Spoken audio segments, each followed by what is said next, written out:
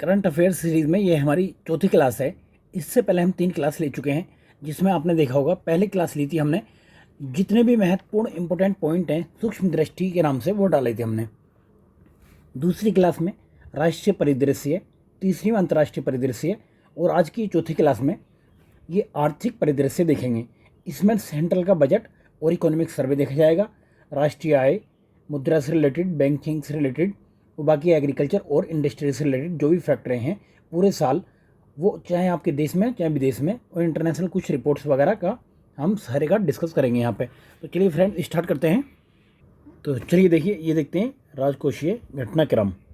तो इसमें पहला इंपॉर्टेंट फैक्ट है कि भारत का पहला 3D प्रिंटेड डाकघर कहाँ पे बना है। तो ये बनाया गया है कर्नाटक में। कहाँ पे बनाया? कर्नाटक में बनाया गया है। ये कर्नाटक में कहाँ पे? तो आप देखेंगे कि ये बेंगलुरु के कैम्ब्रिज लेआउट में लगाया गया है। क्लियर है? चलिए नेक्स्ट। अब ये देखिए, ये बनाया किसने है? तो आपने देखा होगा कि ये लार्सन एंड टब्रो कंपनी है, तो इसने बनाया है। किसकी मदद से? IIT मद्रास के तकनीकी सहयोग से। क्लियर है? चलिए नेक्स्ट देखते हैं। नेक्स्ट है, भारत का विदेशी ऋण कितना है। तो ये विदेशी ऋण कितना है? तो भारत पर विदेशी ऋण जो है 2023 के हिसाब से 624 बिलियन अमेरिकी डॉलर है। कितना? 624 बिलियन अमेरिकी डॉलर। चलिए नेक्स्ट देखते हैं। और इसमें भी किसका भाग जो सबसे ज़्यादा है? तो भारत पर दीर्घकालिक ऋण जो है वो भाग सबसे ज़्यादा है, यानी कि 80% के करीब जो लॉन्ग टर्म ये लोन है वही सबसे ज़्यादा है। वहीं शॉर्ट टर्म की बात करें तो शॉर्ट टर्म कितना है? तो शॉर्ट टर्म लोन है 19%, यानी कि इसको मान सकते हैं 20%। तो 80/20 का रेशियो है। चलिए आगे देखते हैं। नेक्स्ट देखिए कि भारत में विदेशी ऋण में सर्वाधिक हिस्सेदारी किसकी है। तो सबसे ज़्यादा हिस्सेदारी अमेरिकी डॉलर की। तो कितनी है? ये 54%। भारत पर जो ऋण है उसमें ये डॉलर का है।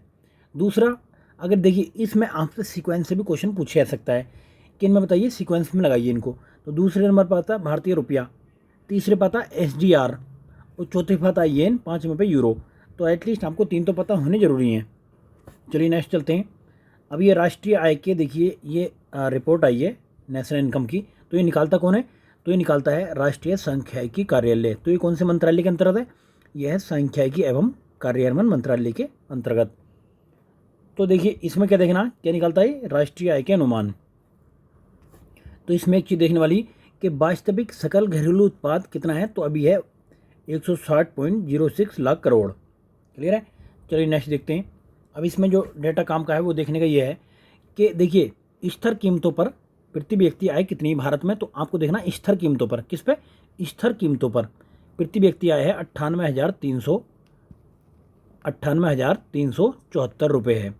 और वहीं बात किया अगर प्रचलित कीमतों पर या चालू कीमतों पर, तो चालू कीमतों पर आय है 1,48,524 रुपये।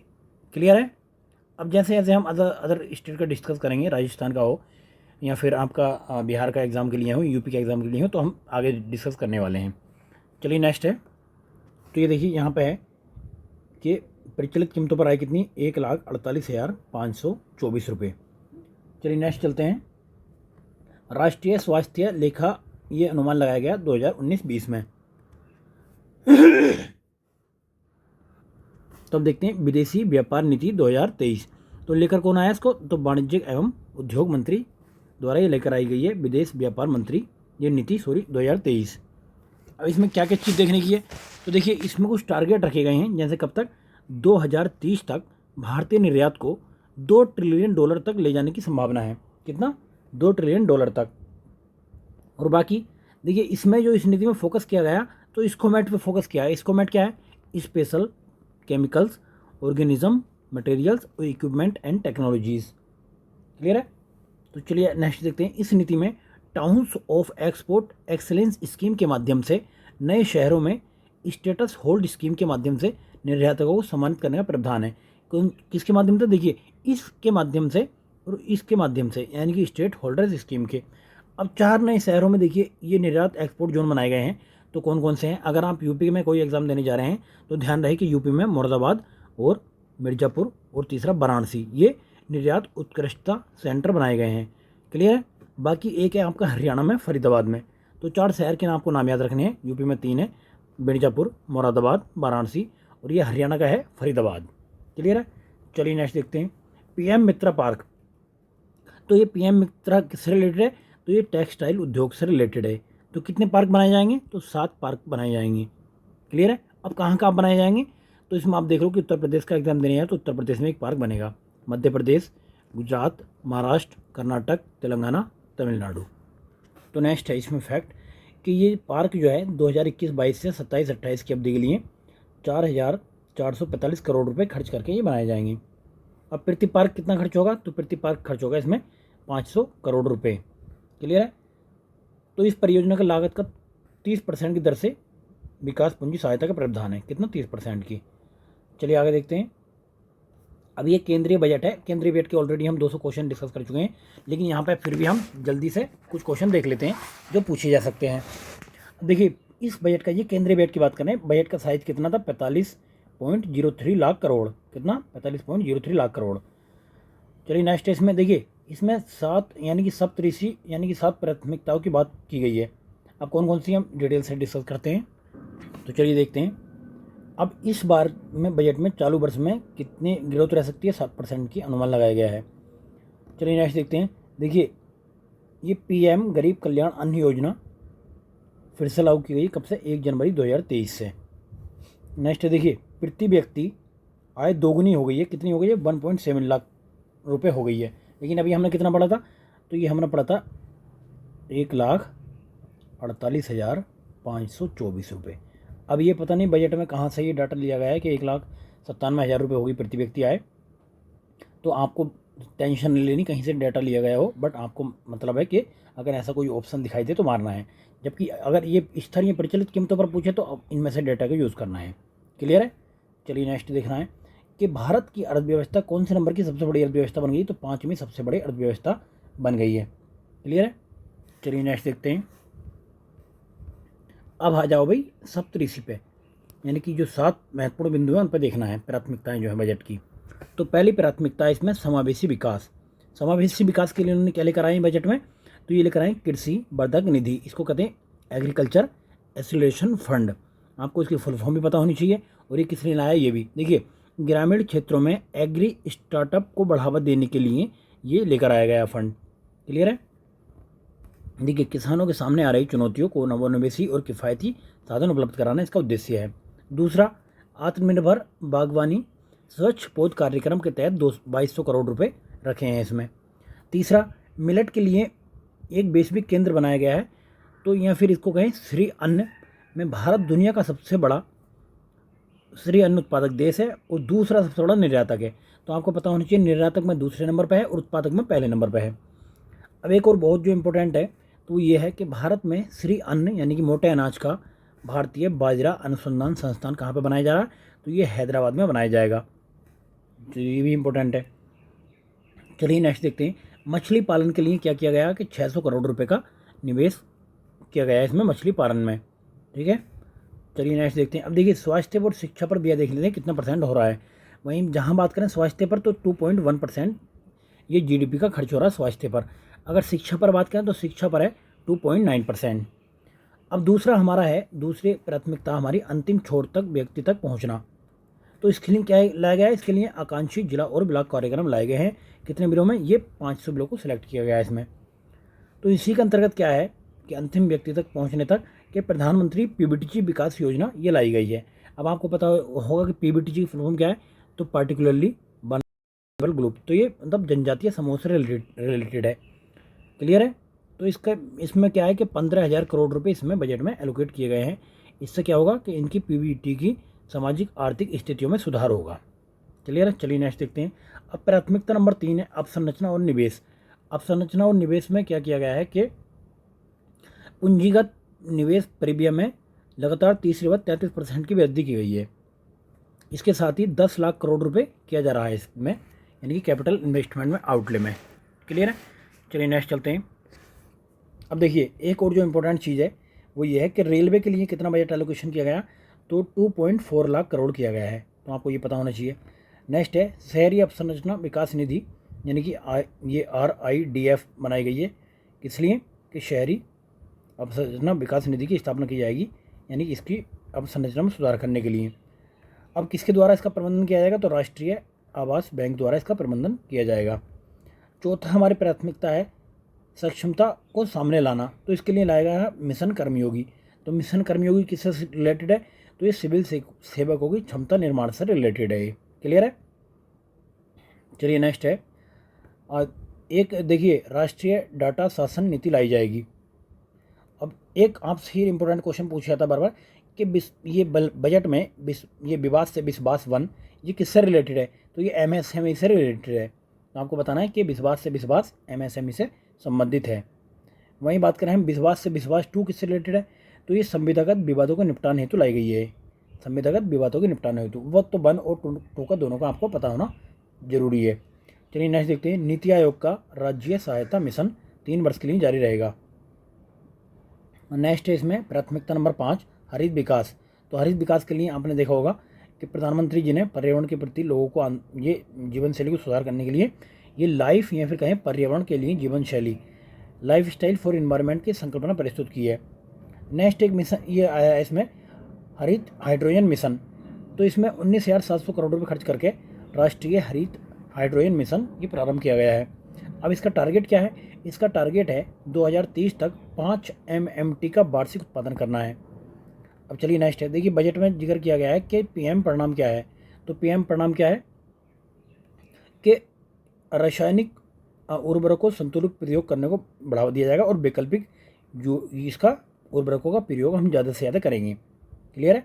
रासायनिक का तो हम कम से कम प्रयोग करेंगे और वैकल्पिक उर्वरकों का ज़्यादा से ज़्यादा प्रयोग करेंगे। तो वैकल्पिक उर्वरकों से ये रिलेटेड है पीएम परिणाम। क्लियर है। चलिए नेक्स्ट चलते हैं। नेक्स्ट है गोवर्धन स्कीम। तो गोवर्धन स्कीम में क्या किया गया है कि 500 नए अपशिष्ट से आमदनी षड्यंत्र लगाए जाएंगे। क्या 500 नए अपशिष्ट से आमदनी के नाम से षड्यंत्र लगाए जाएंगे यहाँ पे। चलिए नेक्स्ट है, अब इसमें क्या किया जाएगा, देखिए सीबीजी षड्यंत्र कितने लगेंगे, तो 200 लगेंगे। कितने, 200 लगेंगे। नेक्स्ट एक प्रोग्राम लाया गया है इसमें मिष्टी से आप समझ सकते हैं कि मैंग्रोव, एम से मैंग्रोव पौधारोपण को बढ़ावा दिया जाएगा। कहाँ पर, तटीय क्षेत्रों में। अब देखिए नेक्स्ट है युवा शक्ति। तो युवा शक्ति में क्या किया गया है कि प्रधानमंत्री कौशल विकास योजना 4.0 अगले 3 वर्षों के लिए लाखों लोगों को क्या हुआ कौशल ये प्रमाण पत्र दिए जाएंगे, ये कौशल प्रोवाइड कराया जाएगा। क्लियर है। चलिए नेक्स्ट है, अब देखिए राष्ट्रीय प्रशिक्षित प्रोत्साहन योजना। तो इसमें कितने लोगों को कवर किया जाएगा 3 साल में, 3 वर्षों में 47 लाख लोगों को। तो आपको 47 लाख ये डाटा याद रखना है।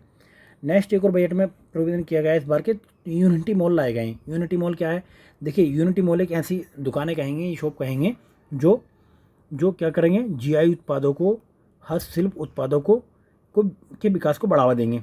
क्लियर है। और इसके साथ साथ में 1 डिस्ट्रिक्ट 1 प्रोडक्ट भी अपने पास ही रखेंगे। तो इन सारी चीज़ों को रख के बेचेंगे। क्लियर है। अब देखते हैं 7वां प्राथमिकता क्या थी। तो 7वीं प्राथमिकता है एमएसएमई के लिए ऋण गारंटी। तो ये कब शुरू किया, ये शुरू की है 1 अप्रैल 2023 को। कितना, 9,000 करोड़ की। चलिए नेक्स्ट है इसमें,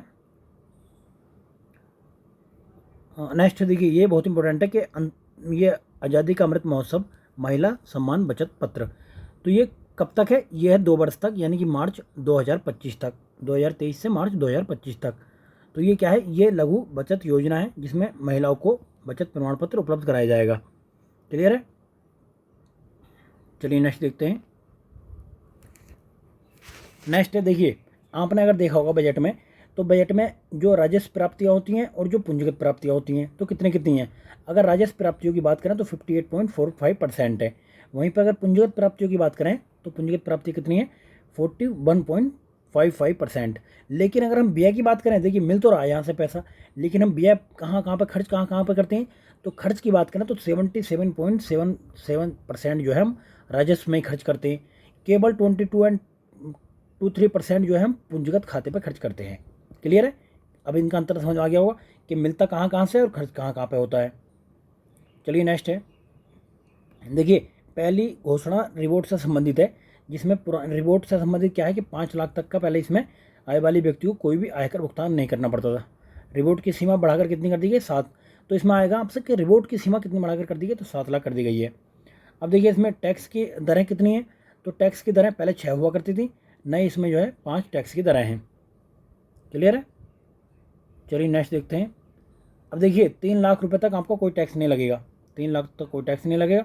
बाकी ये सीक्वेंस है, 3 से 6 तक 5%, 6 से 9 तक 10%, 9 से 12 तक 15, और 12 से 15 तक 20, और 15 से अधिक है तो 30%। चलिए नेक्स्ट देखते हैं। देखिए चौथी घोषणा क्या की गई है इसमें, व्यक्तिगत आयकर की चौथी घोषणा, देश की अधिकतम कर इतने परसेंट हुआ करती थी, तो अब कितनी कर दी गई है, अब 39% कर दी गई है। चलिए और नेक्स्ट देखते हैं। नेक्स्ट है, देखिए ये एक इम्पोर्टेंट फैक्ट है कि कितने इस बजट में कितने ये कौशल भारत अंतर्राष्ट्रीय केंद्र बनाए जाएंगे, तो कितने 30 बनाए जाएंगे। ये क्वेश्चन पूछा भी गया है एक एग्जाम में अभी 2023 की। नेक्स्ट एक इम्पोर्टेंट फैक्ट हो रहा है कि राज्यों को जीएसडीपी के 3.5% के राजकोषीय घाटे की अनुमति होगी। कितने परसेंट की, यूपी में पूछा जा चुका है 3.5% की, लेकिन उसके साथ में इन्हें 0.5 एक्स्ट्रा प्रतिशत विद्युत क्षेत्र में सुधार से जोड़ा जाएगा। तो कितना हो गया, ये 4.0% हो जाएगा, है ना। तो 3.5 तो आप याद रखना है कि इतने तक की तो इन्हें राजकोषीय घाटे की अनुमति है। बाकी 0.5% और बढ़ा सकते हैं अगर वो विद्युत क्षेत्र में सुधार करते हैं तो कुछ। क्लियर है। अब देखिए 2023-24 के अनुसार 25-26 तक राजकोषीय घाटा कितने रह सकता है, तो 4.5% तक इसके नीचे लाने का लक्ष्य है। क्लियर है। चलिए नेक्स्ट, राज्यों को 50 वर्षों के लिए ब्याज मुक्त ऋण की बात की गई है इसमें। चलिए नेक्स्ट देखते हैं। बजट में देखिए, बजट में सब्सिडी कहाँ से और कितना पैसा कहाँ पे क्या खर्च होता है। देखिए ब्याज भुगतान में जाता है 20% पैसा आपका, करों एवं शुल्कों में राज्यों का हिस्सा 18%, सब्सिडी में 7% खर्च होता है, इसको नोट कर लें आप। बाकी रक्षा व्यय में खर्च होता है ज़्यादा है सब्सिडी से। क्लियर है। अगर सब्सिडी में भी हम बात करें तो 92% सब्सिडी केवल खाद और उर्वरक पर खर्च होती है। तो इसमें भी देखिए खाद पर सब्सिडी सबसे ज़्यादा है 48.96%। दूसरे नंबर पर आता है आपका उर्वरक पे दूसरे नंबर पे है, ये पहले नंबर पे है। ब्याज पे 6.8 है और पेट्रोलियम पे 0.56, ऑलमोस्ट ख़त्म ही की जा चुकी है इस पैसे। देखिए अगर सकल कर राजस्व की बात की जाए तो प्रत्यक्ष कर से कितना 6% और अप्रत्यक्ष कर है 5.1%। प्रत्यक्ष कर से पैसा कितना आता है 54.25 और अप्रत्यक्ष कर से पैसा आता है 45.75%। आपको पता होना चाहिए कि पहले नंबर पे ये है, दूसरे पे ये है। तो आपसे ये पूछ सकता है कि कौन से कर से पैसा ज़्यादा आता है। अगर इनमें से इसमें देखा जाए तो पर्टिकुलरली कि जीएसटी से कितना आता है तो 9.5 लाख करोड़ आता है। तो पहले नंबर पर जीएसटी है, जीएसटी करों में पहले नंबर पर जीएसटी है, दूसरे नंबर पर कॉर्पोरेट टैक्स है और तीसरे पे इनकम टैक्स है। तो जीसीआई के नाम से याद रखना, निगम कर से इतना आता है और आयकर से इतना आता है। क्लियर है। दूसरे नंबर पर निगम कर, तीसरे पर आयकर है। चलिए नेक्स्ट चलते हैं। अब देख लिए एग्जामिनर नाम से आपसे ये पूछ लेता है कि प्रमुख योजनाओं में किस में कितना खर्च किया गया है, तो आपको प्रमुख योजनाएं पता होनी चाहिए। मनरेगा में कितना खर्च ये इस बार बजट में लोकेशन किया गया, तो मनरेगा में देखिए कम करके 60,000 तक कर दिया है, 60,000 करोड़। पहले हुआ करता था 89,000 करोड़। दूसरा देखना हमें जल जीवन मिशन पे, तो जल जीवन मिशन पर कर दिया है 70,000 करोड़। ठीक है, इसमें बढ़ाया है। तीसरा देखते हैं पीएम किसान पे, तो पीएम किसान में एज इट इज़ है। बाकी प्रधानमंत्री ग्राम सड़क में भी एज इट इज़ है। और वहीं पे बात करें अगर प्रधानमंत्री आवास योजना में, तो प्रधानमंत्री आवास योजना में बढ़ाया गया है। पहले कितना था 77,130 करोड़, अब बढ़ा दिया 79,590 करोड़। चलिए नेक्स्ट देखते हैं। अब देखिए आर्थिक समीक्षा देख लेते हैं। आर्थिक समीक्षा एक दिन पहले बजट से ये पहले लाई जाती है। अब भारत विश्व की सबसे कौन सी बड़ी अर्थव्यवस्था, तो 5वीं बड़ी अर्थव्यवस्था है विश्व की। तो इसकी नॉमिनल जीडीपी अगर देखें तो कितनी है, 3.5 ट्रिलियन अमेरिकी डॉलर। कितना 3.5 ट्रिलियन अमेरिकी डॉलर। चलिए नेक्स्ट करते हैं। देखिए प्रत्यक्ष कर से और अप्रत्यक्ष कर से कितनी आय होती है, तो बताते हैं। तो अभी हमने बताया था कि प्रत्यक्ष कर से 52% और अप्रत्यक्ष कर से 48%। ये पिछले साल का बता रहा है 2022-23 का। तो इसमें अगर हम बात करें तो निगम कर से कितनी आती है, देखिए सबसे पहले आती है जीएसटी से, सबसे ज़्यादा ये प्रत्यक्ष कर का हिस्सा है। उसके बाद में आती है फिर प्रत्यक्ष करों से। तो आपसे कैसा क्वेश्चन पूछा जा रहा है, तो आपको बहुत ही केयरफुली क्वेश्चन को पढ़ना है। तो निगम कर से देखिए, निगम कर दूसरे पे है और व्यक्ति कर तीसरे पे है, तो आपको ये देखना है। चलिए नेक्स्ट देखते हैं। नेक्स्ट है, यहाँ पे देखिए बहुत ही केयरफुली आपको ध्यान देना होगा कि भारत व्यापार के प्रमुख पहलू देखने हैं। तो निर्यात के मामले में अगर भारत वस्तुओं के निर्यात में कौन सी पोजीशन पाता है, तो देखिए वस्तुओं के निर्यात में भारत केवल 1.8% निर्यात करता है। वहीं पर अगर सेवाओं के निर्यात की बात करें तो सेवाओं के निर्यात में भारत 4% सेवा निर्यात करता है। वहीं पर अगर दोनों की मिला के बात करें तो दोनों में आता है 2.2, यानी कि पढ़नी है, यानी कि वस्तु और सेवाओं का निर्यात कितना करता है भारत, 2.2 हिस्सेदारी है। अगर हम बात करें आयात की तो आयात में अगर वस्तुओं का आयात करें तो 2.5 है, जो वस्तुओं के निर्यात से ज़्यादा है। वस्तुओं का निर्यात कितना था, 1.8। अगर हम वहीं पे बात करें, हो सकता है कि एग्जामिनर आपसे कंपेयर करके पूछ ले कि भारत वस्तुओं के आयात से ज़्यादा निर्यात करता है, तो ये गलत हो जाएगा स्टेटमेंट। भारत सेवाओं का निर्यात से ज़्यादा आयात करता, तो ये भी गलत हो जाएगा। तो भारत उल्टा कर दिया है यहाँ पर मैंने दोनों स्टेटमेंट में। तो भारत जो है सेवा निर्यात ज़्यादा करता है आयात के मुकाबले, और वस्तु आयात ज़्यादा करता है निर्यात के मुकाबले। तो ऐसे करके आपको समझना है। वहीं पर अगर वाणिज्यिक निर्यात की बात की जाए, सेवाओं के निर्यात की बात की जाए तो 3.5 आयात में देखिए आयात कम करता है सेवाओं में भारत, लेकिन निर्यात ज़्यादा करता है। एक्सपोर्ट ज़्यादा करता है और इम्पोर्ट कम करता है, कितना 0.5%। अगर दोनों की बात की जाए ओवरऑल आयात कितना करता है तो 2.7, ओवरऑल निर्यात कितना करता है तो 2.2 है। तो इसमें भी 0.5 का अंतर है। अगर बात करें विश्व व्यापार में भारत का स्थान, अगर बात सिर्फ पढ़ने निर्यात की करें तो 21वें नंबर पर है। अगर आयात की बात करें तो 14वें नंबर पर है। लेकिन सेवा निर्यात में भारत टॉप 10 में है। टॉप 10 में सेवा निर्यात में भारत है। तो आपसे टॉप 10 करके पूछ लेता है। तो रैंक कितनी भारत की, 7वां सेवा निर्यातक देश है, सबसे बड़ा। चलिए नेक्स्ट देख लेते हैं। अब नेक्स्ट है प्रमुख फसलों के शीर्ष उत्पादन देश देखने हैं कौन कौन से हैं। अगर चावल की बात करें तो पश्चिम बंगाल पहले नंबर पर है, उत्तर प्रदेश दूसरे पे है, पंजाब तीसरे पे है। गेहूं की अगर हम बात करें उत्तर प्रदेश पहले पे है, मध्य प्रदेश दूसरे पे है। क्लियर है। चलिए मक्का की बात करें, मक्का कैसे कर्नाटक, ठीक है। तो कर्नाटक पहले नंबर पे, मध्य प्रदेश दूसरे पे है। मोटे अनाज की बात करें तो मोटे अनाज में भी कर्नाटक पहले पे, राजस्थान दूसरे पे। जो भी राजस्थान का एग्जाम देने जा रहे हैं तो राजस्थान की रैंक याद रखें, कौन सी फसल में कौन सी रैंक राजस्थान की है। जो बिहार का एग्जाम देने जा रहे हैं बिहार की रैंक याद करें। और टॉप की रैंक तो आपको सभी को देखनी है, चाहे वहाँ कोई भी एग्जाम दे रहे हो, यूपी पीसीएस का हो, आरओएआर का हो, बिहार का हो, या फिर आपका राजस्थान का, मध्य प्रदेश का, छत्तीसगढ़ का, उत्तराखंड का, कहीं का भी हो, तो टॉप में तो कोई भी पूछा जा सकता है। क्लियर है। तो देखिए तूर के मामले में महाराष्ट्र पहले पे है, उत्तर प्रदेश का तीसरा स्थान है इसमें। अगर कुल दालों की बात करें तो मध्य प्रदेश पहले पे है, महाराष्ट्र दूसरे पे है, राजस्थान तीसरे पे दालों में, ठीक है। चने की बात करें तो महाराष्ट्र पहले पे, मध्य प्रदेश दूसरे पे, राजस्थान तीसरे पे। अगर कुल खाद्यान्नों की बात करें, इंपॉर्टेंट है, इसको देख लो, उत्तर प्रदेश पहले पे है, मध्य प्रदेश दूसरे पे है। मूंगफली की अगर हम बात करें तो गुजरात पहले पे, राजस्थान दूसरे पे, ये पूछा जाता है मूंगफली का उत्पादन। सरसों का भी पूछ लिया जाता है, सरसों में पहले नंबर पर राजस्थान है, दूसरे पे मध्य प्रदेश है। वहीं बात करें हम सोयाबीन की, आज तक हम पढ़ते हुए आ रहे थे सोयाबीन में मध्य प्रदेश पहले पे है, लेकिन अब महाराष्ट्र पहले पे हो गया। तो इंपॉर्टेंट नोट कर लो इसे, क्योंकि जब ऐसे ऊपर नीचे रैंक होती है तो एग्जामिनर पूछ लेता है। अगर हम कुल तिलहनों की बात करें तो राजस्थान पहले पे है, मध्य प्रदेश दूसरे पे। क्लियर है। गन्ने के और चीनी के मामले में उत्तर प्रदेश पहले पे आ गया और महाराष्ट्र दूसरे पे है। कपास में भी ये आगे पीछे होते रहते हैं। देखिए गुजरात पहले पे आ गया, महाराष्ट्र दूसरे पे आ गया। अब जूट की अगर बात करें तो पश्चिम बंगाल पहले पे है, आसाम दूसरे पे है इसमें। चलिए अगर हम आयात की दृष्टि से देखें तो आयात सबसे ज़्यादा कहाँ से करते हैं हम, चाइना से सबसे ज़्यादा आयात करते हैं। इंपोर्ट कितना, 15%। वहीं पे संयुक्त अरब अमीरात से करते हैं हम कितना, 7.3%। और तीसरे नंबर पे ये है आपका अमेरिका से करते हैं 7.1। अगर हम एक्सपोर्ट की बात करें, यानी कि निर्यात की बात करें हम, तो निर्यात में देखिए इनको उल्टा कर दो, सबसे ज़्यादा अमेरिका, फिर ये, उसके बाद में चाइना। तो पहले नंबर पर निर्यात में ये आ जाएगा, तीसरे पे चाइना आ जाएगा। क्लियर है, आपको याद करने में दिक्कत नहीं होने की है। देखिए पहले नंबर पर अमेरिका है, दूसरे पे ये है यूएई, तीसरे पे चाइना है। क्लियर है ना।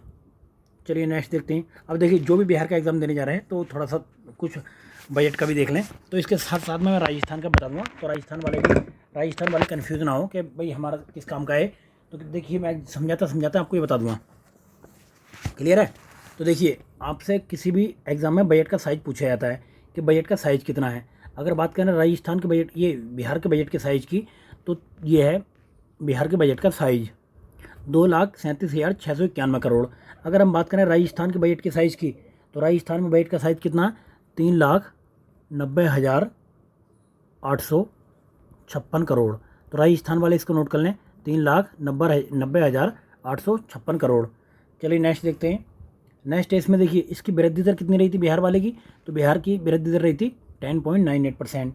वहीं पर अगर हम बात करें राजस्थान की वृद्धि दर रही थी कितनी, इसकी रही थी 11.5%। तो बिहार से भी ज़्यादा इसकी वृद्धि दर रही थी। क्लियर है। चलिए आगे देखते हैं। वहीं पर देखिए 2023-24 में बिहार में वृद्धि दर कितनी रह सकती है, तो बिहार की वृद्धि दर 2023-24 में रह सकती है 15.24%। कितनी? 15.24% रह सकती है। राजकोषीय घाटे की बात करें हम, तो राजकोषीय घाटा 23-24 में कितना रह सकता है? तो यहाँ पे 2.98% ये रह सकता है, 2.98%। पिछले साल कितना था 22-23 में? 22-23 में तो यहाँ पे 3.47% घाटा था 22-23 में। क्लियर है? अब देखिए, अब बात कर लेते हैं हम राजस्थान की। राजस्थान में जो है 2022-23 में, राजस्थान में 2022-23 में 62,771 करोड़ ये फिस्कल डेफिसिट था। अगर हम इसको परसेंटेज में देखें तो 4.3% था ये। कितना? 4.3%। वहीं बात करें अगर 2023-24 में कितना रह सकता है? 2023-24 में राजस्थान में 4% रह सकता है। कितना? 4% टारगेट रखा गया रह सकता है। अब राजस्थान का बजट कब क्या आया था? तो राजस्थान का बजट आया था 10 फरवरी को। बाकी राजस्थान से रिलेटेड और सारा हमने जो है डिस्कस किया हुआ है, वीडियो प्लेलिस्ट में मिल जाएगी। और अगर और अच्छे से लेकर आना, कुछ और करना है तो आप कमेंट करके बता सकते हो। जैसे एक भाई ने आज कमेंट की थी, तो चौधरी साहब ने, तो वो बोल रहे थे कि भाई कि सर एक दिन में अगर 2 पेपर ले आओ तो हमारे लिए थोड़ा सा अच्छा हो जाएगा। तो देखिए, और लोगों के भी हमारे पास मैसेज आए थे, तो हमारी टीम ने खुद डिसाइड किया कि भाई हम जो है एक दिन में 2 पेपर लाएंगे। तो 100 क्वेश्चन के जो पेपर हैं तो 2 आराम से किए जा सकते हैं, एक घंटा 10-15 मिनट के अंदर अंदर 200 क्वेश्चन हो जाएंगे। तो ऐसे आपके जो है करीब 5-7 दिन में, 5 दिन में आपको मान लो कि वो सारे PYQ कंप्लीट हो जाएंगे। बाकी हम RO की भी सीरीज चला रहे हैं, उसमें भी हम डेली ये 1-2 दिन के अंतर पे एक पेपर PYQ डालते हैं। तो बाकी ये करंट का साथ में चल रहा है। और अगर कोई और एग्ज़ाम का भी आपको कुछ मतलब कंटेंट चाहिए तो आप कमेंट करके बता सकते हैं। चलिए नेक्स्ट है, तो ये देखिए अभी ये 2.98% रहा था, 22-23 में कितना था? 3.47% था। चलिए नेक्स्ट चलते हैं। अब देखिए बिहार में रुपया कहाँ जाता है और कहाँ से आता है। तो पहले जाने से पहले आपको पता होना चाहिए कहाँ से आता है। तो रुपया कहाँ से आता है बिहार में? तो सबसे ज़्यादा रुपया जो आता है सेंट्रल से आता है, यानी केंद्र के करों में राज्यों का अंश कितना है? 39.20% है। वहीं पे बात की है तो दूसरे नंबर पर कहाँ से आता है? देखिए दूसरे नंबर पर आता है आपका फिर 20, ये केंद्रीय सरकार से सहायता अनुदान। तो टोटल मिला के तो आपका ये कितना हो गया? 60 तो यही हो गया। बाकी अगर पूछा जाए कि राज्य सरकार का कर राजस्व कितना, तो 18.96% है। तीसरे नंबर पे ये आता है। पहले पे ये हो गया, दूसरे पे ये हो गया, तीसरे पे ये हो गया, चौथे पे लोक ऋण से आता है इसका 18.82%। और रुपया जाता कहाँ है? तो देखिए सबसे ज़्यादा रुपया जाता है बिहार का सामाजिक सेवाओं में। कितना? 38.14%। एक नंबर पर यह है। दूसरे नंबर पर रुपया आता है सामान्य सेवाओं में। तो आप कन्फ्यूज ना हो सामान्य में और सामाजिक में। तीसरा सबसे ज़्यादा रुपया आता है फिर आपका ये जाता है इसमें आर्थिक सेवाओं में। और ऋण में कितना जाता है? 9% रुपया ऋण में जाता है। चलिए नेक्स्ट चलते हैं अब।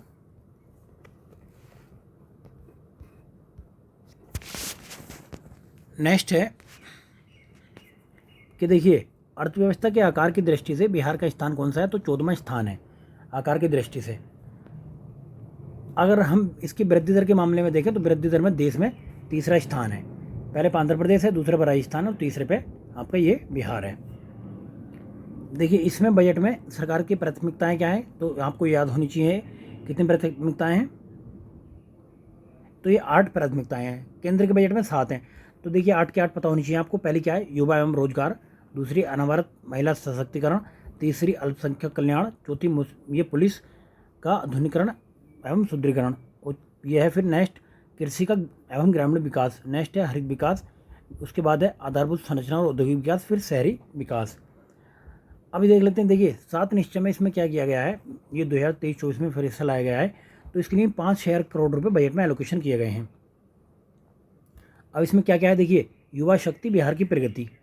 युवा शक्ति बिहार की प्रगति।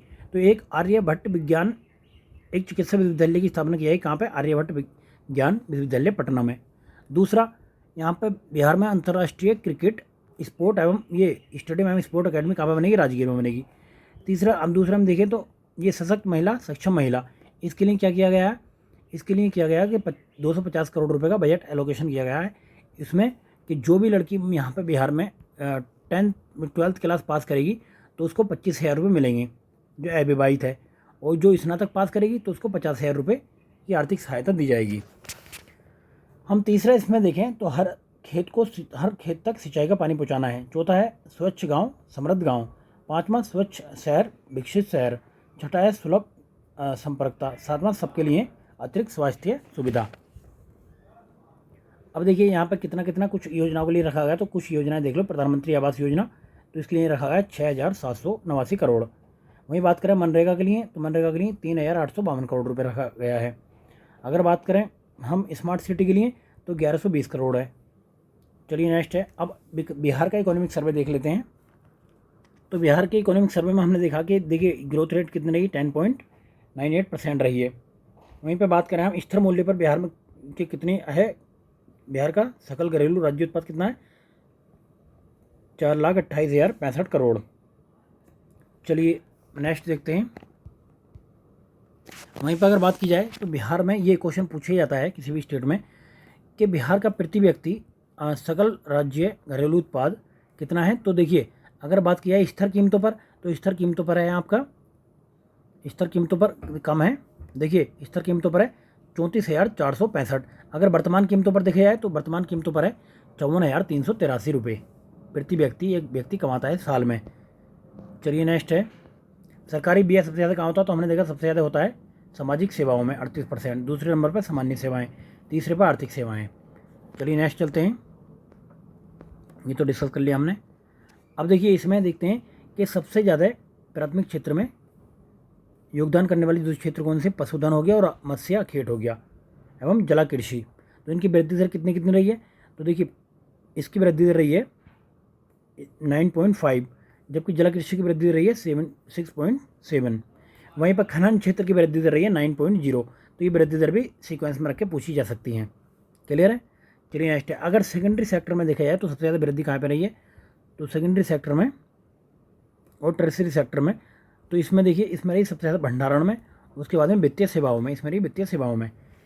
चलिए नेक्स्ट है, अब देख लेते हैं। ये देखिए प्राथमिक द्वितीय और तृतीय क्षेत्र का कंट्रीब्यूशन पूछा जाता है कि जीएसबीपी में कितना कंट्रीब्यूशन है। तो प्राथमिक क्षेत्र का कंट्रीब्यूशन कितना है, 21.2। द्वितीय क्षेत्र का कम है यहाँ पे 18.1। अगर तृतीय क्षेत्र की बात की जाए तो 60.7% है। चलिए नेक्स्ट है, अगर बिहार में हम पर कैपिटा इनकम देखें डिस्ट्रिक्ट वाइज, तो सबसे ज़्यादा कहाँ पर है, पटना में सबसे ज़्यादा पर कैपिटा इनकम है 1,15,239 रुपये। अगर हम बात करें दूसरे नंबर पर कौन है, तो बेगूसराय है। तीसरे पर मुंगेर है। वहीं बात की जाए सबसे कम कहाँ पे है, तो शिवहर में केवल 18,692 रुपये है। दूसरे नंबर पर आपका आता अररिया, तीसरे पर आता सीतामढ़ी। चलिए नेक्स्ट चलते हैं। चलिए एक और इम्पोर्टेंट फैक्ट है कि अभी राजकोषीय घाटा कितना है, अगर रुपए में पूछे जाए तो 25,551 रुपये है। क्लियर है। चलिए नेक्स्ट चलते हैं। नेक्स्ट है इसमें स्थिर मूल्यों में बिहार में कृषि क्षेत्र की वृद्धि दर कितनी रही है। देखिए अलग अलग देखी जाए तो कहाँ पे, फसल में अगर अलग की बात की जाए तो 11.9 है। अगर पशुधन की बात की जाए तो 6.9 है। वहीं अगर मत्स्य की देखी जाए तो 11.5 है। लास्ट ईयर की बात कर रहा है, इसमें टोटल है 9.6। चलिए नेक्स्ट देखते हैं। अगर बिहार में बात करें कि बिहार में कुल बुवाई क्षेत्र कितना है, शुद्ध बुवाई क्षेत्र, तो ये है 53.9%। अगर बात की जाए कि प्रति भूमि कितनी है बिहार में, तो 12.8% है। बंजर भूमि 0.5% है। क्लियर है। चलिए नेक्स्ट चलते हैं। अगर बिहार में एक आदमी की दैनिक मजदूरी पूछी जाए तो कितनी है, 338 रुपये है। अगर महिला की पूछी जाए तो 244 रुपये आमदनी। चलिए नेक्स्ट देखते हैं। देखिए बिहार में अगर कुल पथ घनत्व का पूछा तो कितना है, 3,166 किलोमीटर प्रति 1000 वर्ग मीटर। तो ये देश में तीसरा स्थान है। पहले नंबर पर केरल है पथ घनत्व में, दूसरे पे पश्चिम बंगाल है, तीसरे पे बिहार है। चलिए नेक्स्ट चलते हैं। देखिए राज्य में ऊर्जा की प्रति व्यक्ति खपत कितनी है, तो 2017-18 में तो 280 थी, लेकिन अब बढ़ के हो गई है 329 किलोवाट आवर। क्लियर है, प्रति व्यक्ति ऊर्जा खपत। चलिए नेक्स्ट चलते हैं। अब बिजली उपलब्धता कितनी है अभी, तो 7,785 मेगावाट हो गई है। कितनी, 2021-22 में 21% बढ़कर 7,785, ये आपको पता होना चाहिए। नेक्स्ट है, बिहार में जीविका के नाम से एक मशहूर बिहार ग्रामीण आजीविका प्रोत्साहन समिति ने राज्य में 1.27 करोड़ परिवारों को पहुंचकर इसके मतलब ये सहायता पहुंचाई है। कितने, 1.27 करोड़ लोग जो है इससे प्रभावित हुए हैं। अब ये देखिए कि जीविका के तहत कितने एनजीओ रजिस्टर्ड है, 10.35 लाख स्वयं सहायता समूह इसके अंदर रजिस्टर्ड हैं। चलिए नेक्स्ट है कि देखिए अब ये फैक्ट पूछा जा सकता है आपसे, ये क्योंकि करंट का है, कि 2011 की जनगणना के हिसाब से कितने परसेंट शहरी आबादी थी, 1.18 करोड़ थी। तो लेकिन अब कितनी हो गई, देखिए अब 9 नए शहर तथा 11 नए नगर पंचायत स्थापित किए गए हैं। तो अब शहरी आबादी बढ़ के हो गई है 2.02 करोड़। अगर करोड़ में पूछे तो 2.02 करोड़ हो गई है, 2022-23 की बात चल रही है। अगर पूछे शहरीकरण कितना हो गया बिहार में, तो 11.3 से परसेंट से बढ़कर हो गया आपका 16.2%। तो ये आपको ये याद रखना, 16.2% शहरीकरण है। अभी अर्बनाइजेशन कितना बिहार में, 16.2%। चलिए नेक्स्ट चलते हैं। देखिए अब ये मौद्रिक नीति आ जाती है 2023 की। तो मौद्रिक नीति पहली बात तो लाता कौन है, तो आरबीआई लेकर आता है। क्लियर है, आरबीआई लेकर आता है। अब इसमें देखिए अब पूछ लेता कई एग्जाम में कि स्थायी जमा अनुपात कितना है, 6.25 है। बाकी रेपो रेट पता होना चाहिए आपको, 6.5 है। स्थायी जमा सुविधा कितनी है, 6.25। सीमांत स्थायी सुविधा 6.7। बैंक दर कितनी, 6.75। और स्थायी परिवर्तनीय रेपो दर है 3.35। अगर आपसे CRR या SLR पूछ ले तो बताना कि CRR 4.0 है, SLR है 18%। क्लियर है। चलिए नेक्स्ट देखते हैं। देखिए 2000 मूल्य वर्ग के नोट को जो बाहर कर दिया गया, कब बाहर किया गया, 19 मई को अनाउंस किया गया था को बाहर कर दिया जाए इनको, है ना, क्योंकि भ्रष्टाचारी बहुत ज़्यादा बढ़ रही थी। जिस उद्देश्य के लिए लाए थे अपने उद्देश्य के लिए फेल हो गए पूरी तरीके से। तो ये कब लाए गए थे, नवंबर 2016 में जारी किए गए थे। चलिए नेक्स्ट देखते हैं। अभी कब तक वापस कर सकते हैं इन नोटों को, अगर तुम्हारे पास हो तो या तो हमारे पास भेज दें इनको, या फिर हम जो है बैंक में जमा करवा देंगे। क्लियर है। तो 30 सितंबर 2023 तक इसको जमा कर सकते हैं, अदरवाइज़ ये पहले जैसे हो जाएंगे। नेक्स्ट है सिटी फाइनेंस रैंकिंग 2022। ये कौन जारी करता है, तो आवासन एवं शहरी कार्य मंत्रालय। कौन, आवासन एवं शहरी कार्य मंत्रालय जारी करता है इसको। चलिए नेक्स्ट है, इसमें तो और ऐसा कुछ नहीं है। नेक्स्ट देखते हैं। भारत का पहला म्यूनसिपल बॉन्ड इंडेक्स जारी किया गया है। तो क्या है, देखिए देश के पहले municipal bond index Nifty India municipal bond index को लॉन्च किया गया है। नाम क्या है इसका, निफ्टी इंडिया म्यूनसिपल बॉन्ड। तो अब ये इसका और क्या देख सकते हैं हम, बस ये काफ़ी है इसका। तो हर 3 महीने पे रिवैलेंस हो गए, हर 3 महीने पे। नेक्स्ट है Paytm payment bank UPI light launch करने वाला पहला बैंक होगा। अब आपको पता होना चाहिए कि UPI लाइट है क्या और आपके किस काम का है। देखिए अब कोई भी बिना पिन दर्ज किए हुए आप 200 रुपये तक का ट्रांजैक्शन कर सकते हैं। तो आप हमको ट्रांजैक्शन करके देख लो, अगर नहीं हो तो हम आपके पैसे वापस कर देंगे। भाई जस्ट एक मजाक है। तो रक्षाबंधन पर अपनी सिस्टर को आप ट्रांसफ़र करें 200 रुपये UPI लाइट डाउनलोड करने के बाद। तो पहला बैंक कौन सा बन गया, तो पेटीएम पेमेंट बैंक बन गया है। क्लियर है। अब इसकी देखिए UPI लाइट को जो है ये कौन सेवाएं देगा, तो ये देगा NPCI यानी कि भारतीय राष्ट्रीय भुगतान निगम। क्लियर है। चलिए नेक्स्ट है उत्कर्ष 2.0। उत्कर्ष 2.0 कौन लेकर आया है, तो ये RBI लेकर आया है। कौन बैंक लेकर आई है इसको, RBI लेकर आई है। अब ये क्या है, देखिए इसका उद्देश्य है कि मूल्य एवं मिशन ये सहित 6 विजन विकरणों को शामिल करते हुए उनकी विशिष्टता को प्रयोग करना है। यानी कि उद्देश्य क्या, देखिए मूल्य एवं वित्तीय स्थिरता के संदर्भ में भारतीय नागरिकों को आर्थिक एवं वित्तीय कल्याण करना है इसमें, और वित्तीय सेवाओं को निष्पक्ष एवं सार्वभौमिक पहुंच उपलब्ध करानी है। क्लियर है। चलिए आगे देखते हैं। आगे है इंडिया स्किल रिपोर्ट 2023। तो इसकी थीम क्या थी इंडिया स्किल रिपोर्ट की, road map to India skill and talent economy 2030। Clear है, road map to India skill and talent economy 2030। तो ये 10वां संस्करण था इसका, इस रिपोर्ट का। इस रिपोर्ट के अनुसार देखिए, इस रिपोर्ट के अनुसार सबसे ज़्यादा नियोजनीय प्रतिमा कौन सी है जिससे एम्प्लॉयबल टैलेंट देखा जाता है, तो सबसे ज़्यादा बीकॉम। पहले नंबर पे बीकॉम चल रहा है, दूसरे पे MBA चल रहा है, और तीसरे पे बीफार्मा है। आपका बीटेक बाहर हो गया मार्केट से, और अभी तो UPSC बाहर चल रहा है, PCS भी बाहर चल रहे हैं। जब हमारी ये GS हिंदुगुरु इसको उठाएगा ऊपर तो लेकर आएगा। क्लियर है भाई। तो देखिए सर्वाधिक नियोजन गतिविधियों में कौन सा स्टेट है, पहले पे आपका महाराष्ट्र है, दूसरे पे कर्नाटक है, तीसरे पे दिल्ली NCR है। अगर बात की जाए हाईएस्ट एम्प्लॉयबिलिटी की, तो उत्तर प्रदेश पहले पे, महाराष्ट्र दूसरे पे। बट हमें तो कहीं से कहीं तक नज़र आता नहीं है इसमें, क्योंकि 5 साल से तो अभी भर्ती नहीं हुई है टीचर की, और बाकी भर्तियों को तो हाल है। PCS में भी 250 से 300 250 ऐसे कुछ भर्ती आती हैं। अभी RO में 181 वैकेंसी आई हैं 5 साल बाद। पूरी UP की पॉपुलेशन देखी है तो 23 करोड़ के आसपास है ना। तो ऊँट के मुंह में जीरा है 181। चलिए नेक्स्ट है। नेक्स्ट अगर देखा जाए तो 5 शहर उच्च नियोजकता कौन से? पहले पे मुंबई है, दूसरे पे लखनऊ, तीसरे पे बेंगलोर। चलिए नेक्स्ट चलते हैं। देखिए रोजगार योग्य महिलाओं को सर्वाधिक प्रतिशतता कहाँ पे? राजस्थान में 53.56% है, बेहतरीन प्रदर्शन। दूसरे नंबर पर फिर आपका उत्तर प्रदेश आ गया। चलिए नेक्स्ट चलते हैं। देखिए मातृ मृत्यु अनुपात में गिरावट आई है कितनी? ये कौन जारी करता है? तो ये स्वास्थ्य एवं परिवार कल्याण मंत्रालय ने जारी किया है। तो कितनी गिरावट आई है? देखिए 2016 अगर 14-16 की बात करें तो हम 130 प्रति लाख थी क्या मातृ मृत्यु दर, अब कितनी हो गई 2018-20 में? 97 हो गई है। 1 लाख पर 97 में जो है माताएं जो है ये डेथ हो जाती है उनकी। ठीक है, तो इसमें अब देखिए इसमें एक चीज़ जो काम की है वो देखनी ये है कि इसमें भारत की रैंक कितनी है। भारत में ओवरऑल देखा जाए तो 97 है मातृ मृत्यु अनुपात।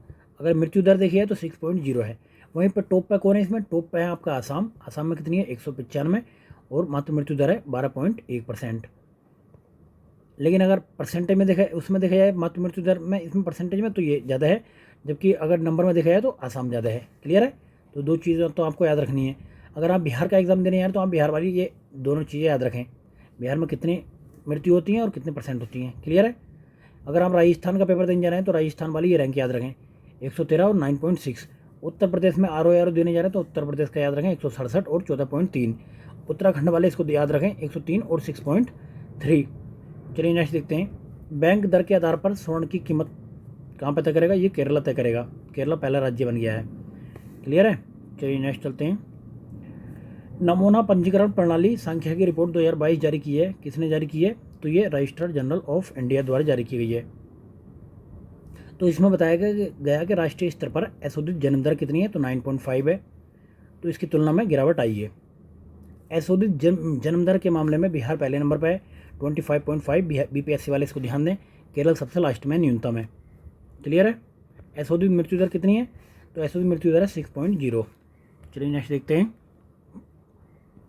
अगर बात की जाए तो अधिकतम कहाँ पर है? तो छत्तीसगढ़ में असोदित मृत्यु दर सबसे ज़्यादा होती है। दिल्ली में यहाँ पे न्यूनतम है अगर सब जगह देखा जाए तो मिला के यूटी प्लस स्टेट में। अगर राष्ट्रीय स्तर पर शिशु मृत्यु दर देखी जाए तो 28 है। क्लियर है? जन्म के समय लिंगानुपात में 3 अंकों की वृद्धि दर्ज की गई है अभी। तो कितना हो गया? अब जन्म के समय लिंगानुपात हो गया 900। देखिए पहले था इतना, अब हो गया बढ़ के 907। पहले था 904, बढ़ के हो गया 907। चलिए देखिए उच्च लिंगानुपात वाले में उत्तराखंड ये केरल पहले नंबर पर है, जबकि न्यूनतम उत्तराखंड है। अभी तक आप देख रहे थे कि हरियाणा पहला हुआ करता था, अब उत्तराखंड इसमें नंबर 1 है, मतलब न्यूनतम में। क्लियर है? अब TFR देखें तो TFR कितना हो गया? 2020 में घटकर हो गया 2.0। पहले हुआ करता था 2.1। वहीं पर बात की जाए अगर उच्च प्रजनन दर की तो एक महिला अधिकतम मतलब कितने बच्चों को एवरेज जन्म देती है? तो बिहार में सबसे ज़्यादा है। बिहार में कितना? 3.0। वहीं न्यूनतम में दिल्ली, तमिलनाडु और पश्चिम बंगाल में 1.4। चलिए नेक्स्ट करते हैं। नमूना पंजीकरण प्रणाली में देख लेते हैं जो रिपोर्ट आई थी इसकी किसने जारी की है? तो ये जारी की है रजिस्ट्रार जनरल कार्यालय द्वारा। तो जन्म दर कितनी है अभी? तो बिहार ये जन्म दर है यहाँ पे ओवरऑल भारत में 19.5। सबसे ज़्यादा जन्म दर कहाँ पर? बिहार में 25.5। सबसे कम है केरला में। अगर बात की जाए केंद्र शासित प्रदेशों में तो सबसे कम है कहाँ पर? अंडमान निकोबार में। देखिए आप कोई भी एग्ज़ाम दे रहे हैं, अगर बिहार का दे रहे हैं तो 25.5 याद रखें जन्म दर। यूपी का एग्ज़ाम दे रहे हैं तो 25.1। अगर MP का एग्ज़ाम दे रहे हैं तो आप 24.1। राजस्थान वाले इसको ध्यान रखें 23.5 को नोट कर लें। क्लियर है? चलिए नेक्स्ट देखते हैं। अब अगर बात की जाए यहाँ पे मृत्यु दर में गिरावट कितनी आई तो 2006 में 6 प्रति 1000 हो गई है। चलिए शीर्ष मृत्यु दर वालों देख लेते हैं। छत्तीसगढ़ पहले नंबर पर और उड़ीसा दूसरे नंबर पर है। चलिए नेक्स्ट कृषि और संबंधित क्षेत्र का डाटा देख लेते हैं। अब तो पशुधन क्षेत्र के लिए पहली क्रेडिट गारंटी योजना लाई गई है। कब लाई गई है? 20 जुलाई 2023 को लाई गई है। किसने? पशुपालन एवं डेयरी विभाग, मत्स्य पालन और डेयरी मंत्रालय द्वारा ये लाई गई है। तो क्या है? इसके तहत भारत सरकार द्वारा पशुपालन अवसंरचना विकास निधि AHIDF के तहत ये इसको लाया गया है। क्लियर है? चलिए नेक्स्ट देखते हैं। अब इसमें क्या होगा कि MSME को दी जाने वाली ऋण सुविधा के 25% तक क्रेडिट गारंटी कवरेज प्रदान किया जाएगा। 750 करोड़ रुपए की निधि बनाई गई है नाबार्ड के अंतर्गत। कितने? 750 करोड़ रुपए की। चलिए नेक्स्ट देखते हैं। देखिए अराकू कॉफ़ी और काली मिर्च को जैविक प्रमाण पत्र दिया गया है। अब कॉफ़ी के नाम पे आप भागेंगे सीधा कर्नाटक की ओर, बट ये अराकू कॉफ़ी कहाँ पे? आंध्र प्रदेश में है। अराकू एक घाटी कहाँ पे? आंध्र प्रदेश में। अराकू एक घाटी आंध्र प्रदेश में। तो यहाँ पे अराकू कॉफ़ी और काली मिर्च को जैविक प्रमाण पत्र दिया है। अब ये किसने दिया जैविक प्रमाण पत्र? तो जैविक प्रमाण पत्र दिया है ये किसने? एपिडा ने, यानी कि कृषि और प्रसंस्कृत खाद्य उत्पाद निर्यात विकास प्राधिकरण, इसको हम शॉर्ट फॉर्म में कहते हैं एपिडा। तो ये एपिडा द्वारा जैविक प्रमाण पत्र दिया गया है। क्लियर है? तो देखिए, ये कॉफ़ी की खेती आंध्र प्रदेश की हरी भरी अराकू घाटी में, यहाँ संरक्षित परिस्थितियों तंत्र में की जाती है। तो अराकू घाटी कहाँ पे? आपसे ये पूछा सकता है कहाँ पे? आंध्र प्रदेश में। तो ये इसके लिए ये फेमस है। क्लियर है? चलिए नेक्स्ट चलते हैं। तो अराकू घाटी का मौसम कॉफ़ी के लिए काफ़ी महत्वपूर्ण है, मतलब अच्छा है माना जाता है। चलिए नेक्स्ट है खरीफ फसलों के लिए। देखिए, न्यूनतम समर्थन मूल्य लाया गया है किसके लिए? खरीफ फसलों के लिए।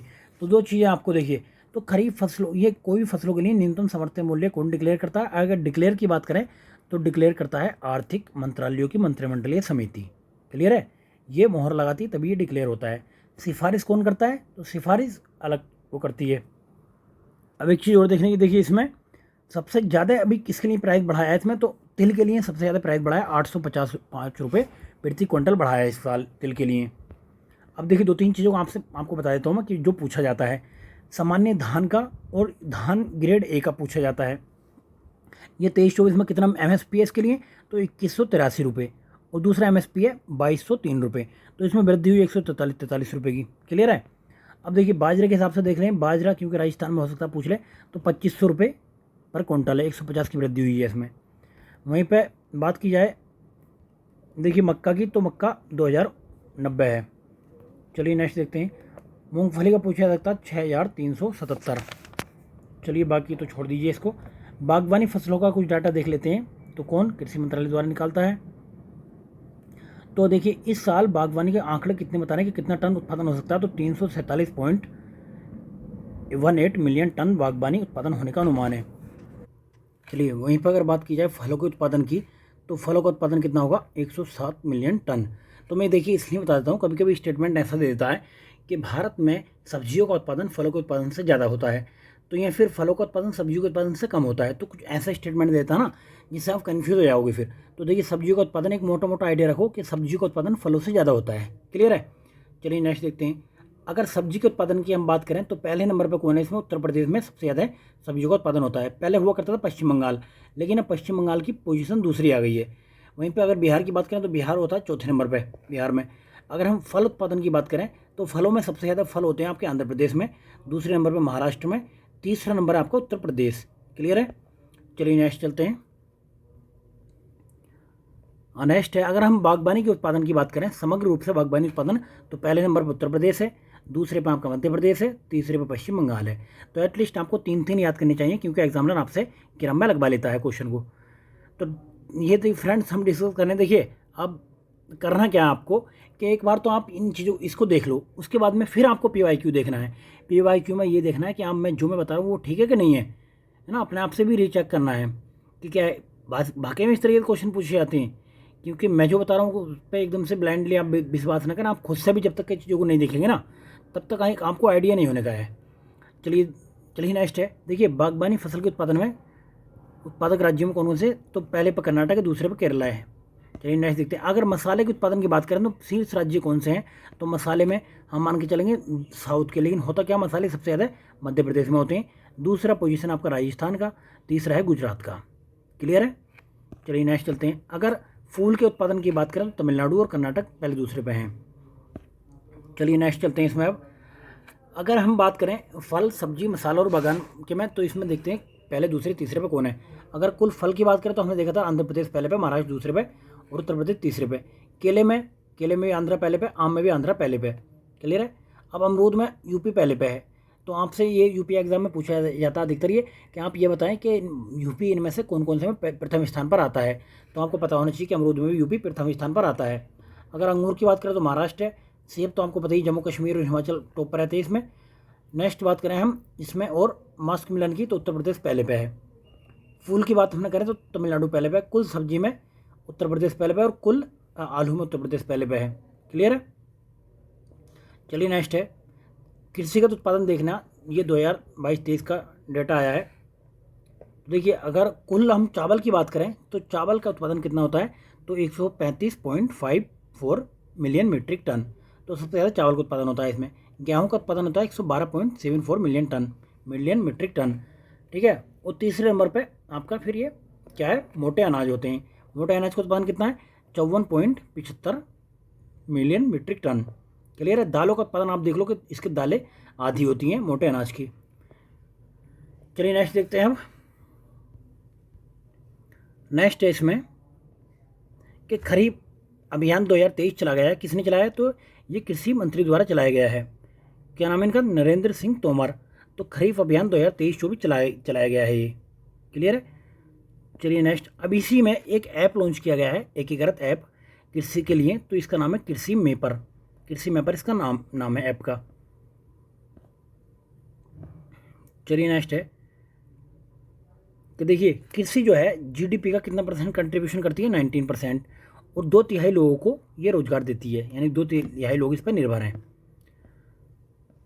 चलिए नेक्स्ट है अब कुल खाद्यान्न उत्पादन का भी देखिए अभी कितना हो सकता है। कुल खाद्यान्न उत्पादन 3320 लाख टन। क्लियर है। चलिए नेक्स्ट देखते हैं अब।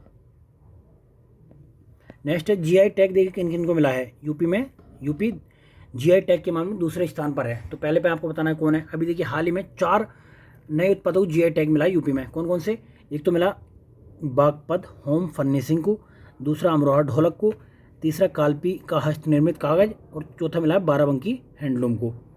ठीक है। अब देखिए तमिलनाडु पहले पर, सबसे ज़्यादा जीआई टैग जो तमिलनाडु में मिले हुए हैं। दूसरे नंबर पर आपका यूपी है, सबसे ज़्यादा जीआई टैग दूसरे नंबर पर यूपी है। क्लियर है। चलिए नेक्स्ट देखते हैं। अभी कांगड़ा चाय को जीआई टैग मिला है। किसने दिया, यूरोपीय आयोग द्वारा दिया गया है ये। किसको, कांगड़ा चाय को। वो कांगड़ा चाय होती कहाँ पे, ये हिमाचल प्रदेश में होती है। इसको 2005 में भारत का जीआई टैग भी मिल चुका है।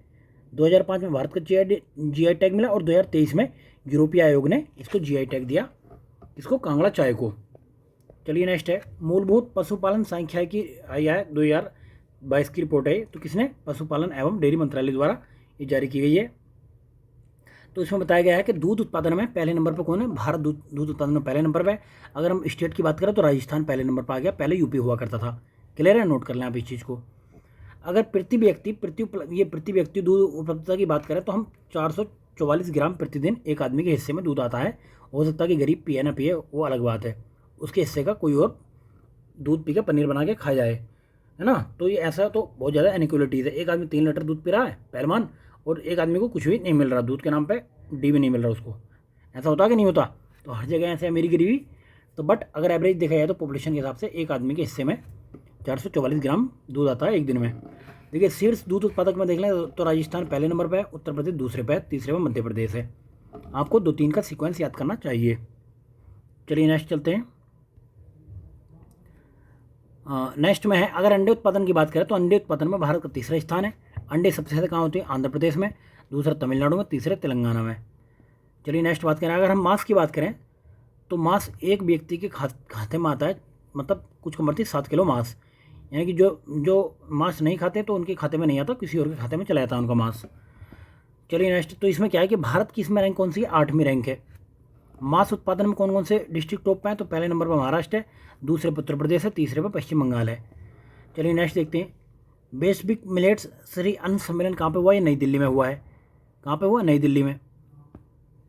तो इसमें क्या देखना, एक चीज़ और देखनी इसमें जो है, इसमें देखिए मोटे अनाज में उत्पादन देखना कि कौन स्टेट में सबसे ज़्यादा मोटा अनाज उत्पादन होता है। पहले नंबर पर आपका राजस्थान है, तो राजस्थान में सबसे ज़्यादा उत्पादन होता है, 27% राजस्थान में उत्पादन होता है मोटे अनाज का। दूसरे नंबर पर आपका महाराष्ट्र है, तीसरे पर उत्तर प्रदेश है। क्लियर है। चलिए नेक्स्ट चलते हैं। रबी फसलों के लिए मिनिमम सपोर्ट प्राइस देखिए किसने, आर्थिक मामलों की मंत्रिमंडलीय समिति। क्लियर है, तो इसने मंजूरी दी है। तो अब देख लेते हैं गेहूं का कितना हुआ है, गेहूं का 2125, और बाकी चने का देख लो तो 5335 है। चलिए नेक्स्ट चलते हैं। अब देखिए एशियाई पाम ऑयल गठबंधन ये क्या है, तो ये इसका आयोजन कहाँ पे हुआ था, मीटिंग कहाँ पे हुई थी, सम्मेलन हुआ था इसका आगरा उत्तर प्रदेश में। तो ये उनका सम्मेलन था। ये जो है विश्व के जो अग्रणी देश हैं, जो उत्पादक मतलब वो करते हैं, इंपोर्ट करते हैं, तो उनका ये संगठन है। तो इनमें कौन कौन कंट्रीज़ हैं? 5 प्रमुख आयातक ऑयल आयातक देश कौन कौन से हैं?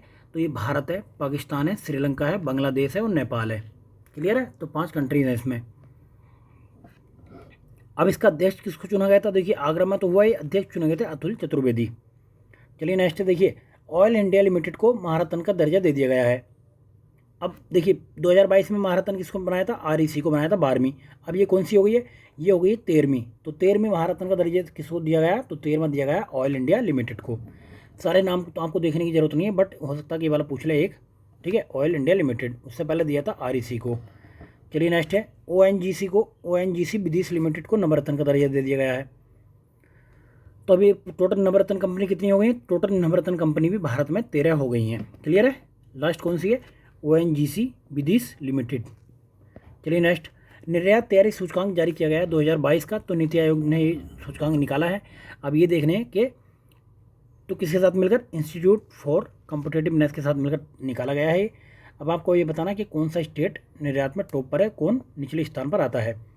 अगर हम बात करें इसमें, अगर हम बात करें कि इसको देखिए 4 श्रेणियों में निकाला गया है। देखिए एक तो लैंडलॉक्ड स्टेट, वो ये हिमालय स्टेट, केंद्र शासित और छोटे स्टेट में बांटा गया है इसको, और एक तटीय में। अब तटीय कितने? 8 हैं। तो देखिए इसमें शीर्ष स्थान पर आया, श्रेणी 1 में शीर्ष स्थान पर कौन रहा है? तमिलनाडु रहा है इसमें, तटीय वाली, जबकि अंतिम पर रहा केरल।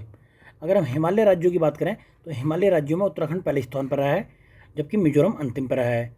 तो लैंड लॉक्ड में आपसे पूछा जा सकता है, क्योंकि हम जो है लैंड लॉक्ड का एग्जाम का ज़्यादा डिस्कस करते हैं। जो भी है आपका ये इधर हो गया, यूपी हो गया, मध्य प्रदेश हो गया, झारखंड हो गया, तो इधर की साइडों में तो कौन से? देखिए इन क्षेत्रों में ये 10 राज्य आते हैं।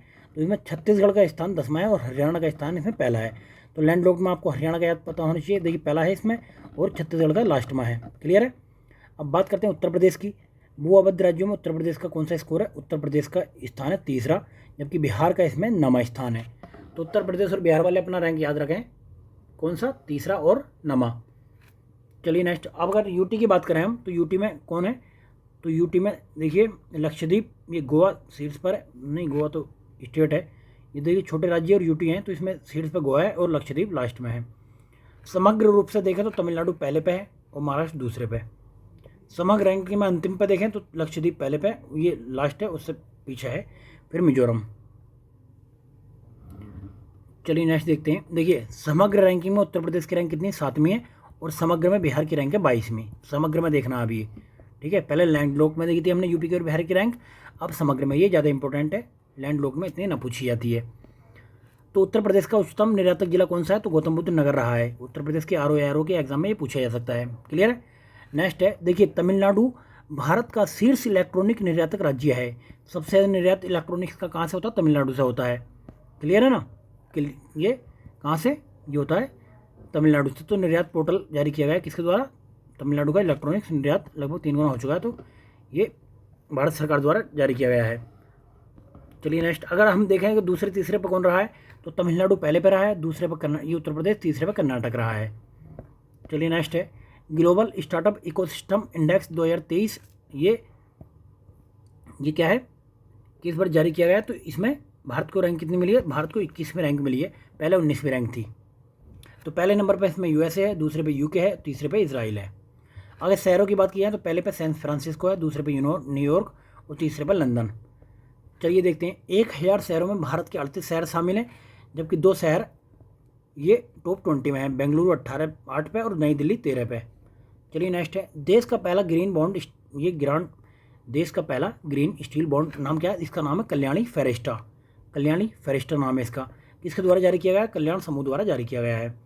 अब नेक्स्ट देखते हैं, यूपी ग्लोबल इन्वेस्टर समिट हुआ है 2023 में, कब से कब तक? 10 से 12 फरवरी के बीच में हुआ है। कहाँ पे हुआ? लखनऊ में हुआ है। तो इसमें क्या किया गया? इसमें प्रधानमंत्री द्वारा ग्लोबल ट्रेड शो तथा इन्वेस्ट यूपी का शुभारंभ किया गया है। तो चलिए नेक्स्ट है, देखिए इसमें क्या कहा है कि यूपी को 5 सालों में $1 ट्रिलियन की अर्थव्यवस्था बनाना है। क्लियर है? अब देखिए यहाँ पता ना कितने समझौते कहाँ से हो जाते हैं, 19,000 से अधिक समझौते हुए हैं, 33.50 लाख करोड़ के।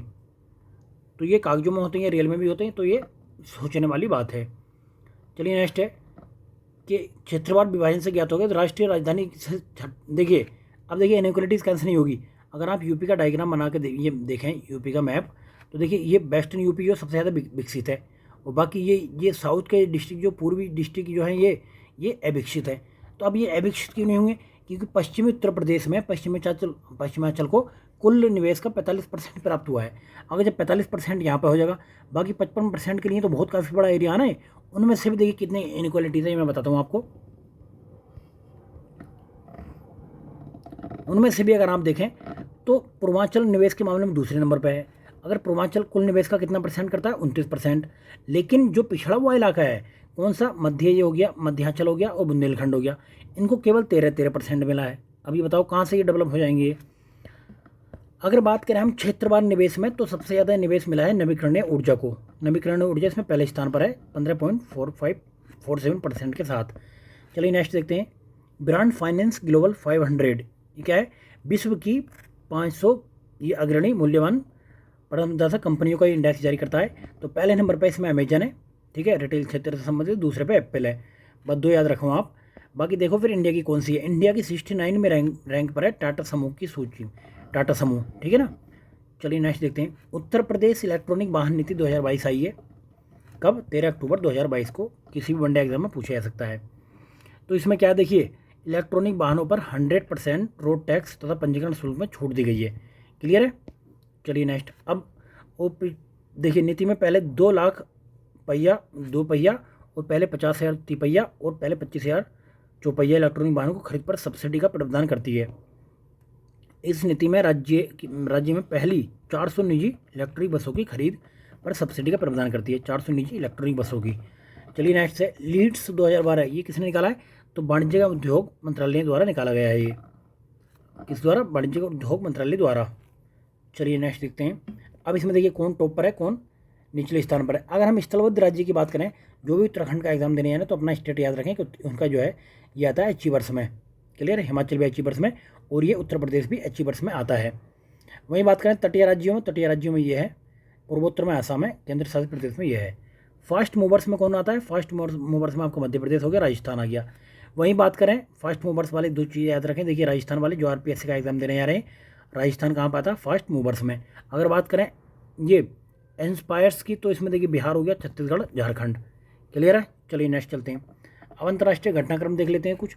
देखिए विश्व निवेश रिपोर्ट कौन निकालता है? तो अंगटाड निकालता है। कौन निकालता है? अंगटाड। केंद्रीय विषय क्या था इस बार का? सभी के लिए सतत ऊर्जा में निवेश, यानी कि investment in sustainable energy for all. तो देखिए फ्रेंड्स, आपको तो हो सकता है थोड़ा तेज लग रहा हो, लेकिन इसका मकसद एक ही है कि आपका कम से कम टाइम खराब हो, क्योंकि पेपर का टाइम नज़दीक है। तो मैं नहीं चाहता कि बिना मतलब की इधर उधर की बात करके आपका टाइम ख़राब किया जाए, या फिर वीडियो को बिना मतलब में लंबा खींचा जाए।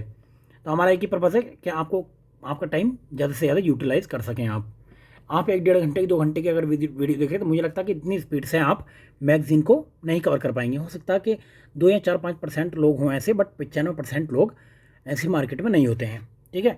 मैं ये नहीं कह रहा कि मैं मतलब आपको कुछ ये बोल रहा हूँ, लेकिन ये है कि मैं ऑलरेडी इसको 2-3 बार पढ़ चुका हूँ, उसके बाद मैं आपको पढ़ा रहा हूँ, तो फिर बहुत ज़्यादा आसान हो जाती है चीज़ें कौन सा, और फिर मुझे ये भी पता है कि भाई कहाँ से क्वेश्चन एग्जामिनर पूछता है। क्लियर है?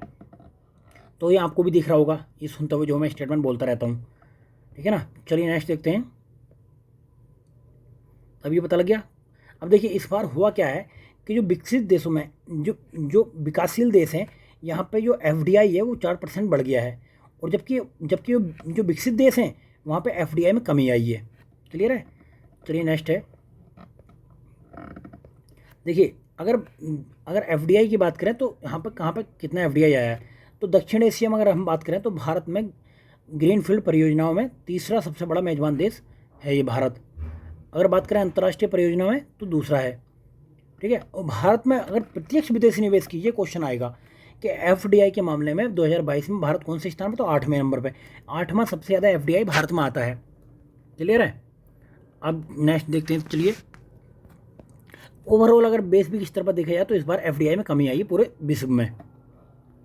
तो पहले FDI आया था 2021 में 1478 मिलियन अमेरिकी डॉलर, 2022 में आया 1295 अमेरिकी मिलियन डॉलर। अगर बात की जाए तो अंतर्बहिर्वाह यानी कि कौन से देशों में सबसे ज़्यादा FDI आता, तो USA में, चाइना में और सिंगापुर में। और FDI जाता कहाँ से? तो USA, जापान और चीन। तो आपको तीनों नाम याद रखने हैं। क्लियर है। एफडीआई भारत में क्या हुआ है इस बार, तो 2022 में एफडीआई में 11 पॉइंट इतने की कमी आई है। तो कितना कितना डॉलर रहा, ये 15 बिलियन डॉलर रहा भारत में एफडीआई, जबकि 2021 में कितना, भारत 2021 में तो 17 मिलियन डॉलर। चलिए नेक्स्ट देखिए, विश्व वैश्विक प्रेषण पर विश्व बैंक की रिपोर्ट आई है 2023 की। तो इसने क्या कहा है कि जितना भी जो रेमिटीज आता है उसमें भारत की रैंक कितनी है, तो कौन निकालता है, विश्व बैंक निकालता है ये। तो सबसे ज़्यादा रेमिटीज भारत में आता है। क्लियर है। अब देखिए 2023-24 में कितना रेमिटीज आया, तो 2024-23 में रेमिटीज आया 840 बिलियन डॉलर, 2024 में रेमिटीज आया 858 बिलियन डॉलर। क्लियर है। अब चलिए नेक्स्ट देखते हैं। तो देखिए कहाँ कहाँ पे कितना एफडीआई आया, ये एफडीआई नहीं, देखिए ये प्रेषण करता है जो रेमिटीज़ कहाँ पे कितना आया। तो रेमिटीज़ सबसे ज़्यादा है जो हमारे लोग विदेशों में रह के पैसा कमा कर अपने देश को भेजते हैं। तो पहले नंबर पर कौन है, देखिए भारत है, दूसरे पे मैक्सिको, तीसरे पे चाइना, चौथे पे फिलीपींस, पाँचवें पे पाकिस्तान। तो आपको याद रखना है sequence, India, Mexico, China, Philippines, Pakistan. ठीक है ना।